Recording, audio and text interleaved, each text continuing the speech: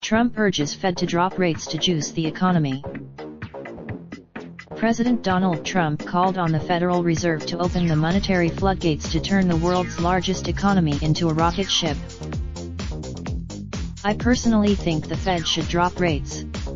I think they really. The request for Fed assistance to boost growth came just after a Labor Department report showed another healthy sign for the durability of an expansion that may become the longest on record by mid-year.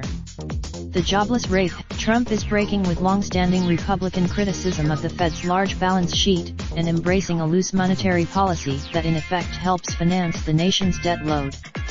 He repeatedly stocks gained after Trump's remarks. The SANDP, we don't even know what to make of Trump's comment, said Ian Lingen, head of U.S. rates strategy at Mo Capital Markets in New York.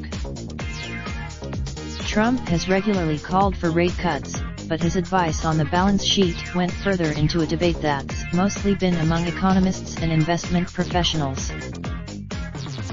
In the aftermath of the financial crisis a decade ago, the Fed bought government bonds and mortgage-backed securities in a strategy called quantitative easing aimed at lowering longer-term market rates after cutting its main policy rate close to zero.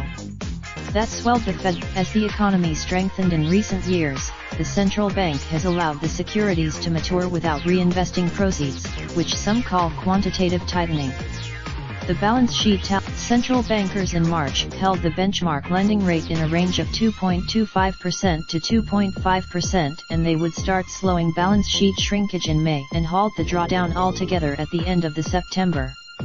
Their forecasts. In another effort to influence Fed policy, Trump plans to nominate two political loyalists for the Fed's Board of Governors. Former Godfather's Pizza Incorporated CEO Herman Trump's top economic advisor, Larry Kudlow, said the appointments aren't intended to undermine the Fed's traditional political independence.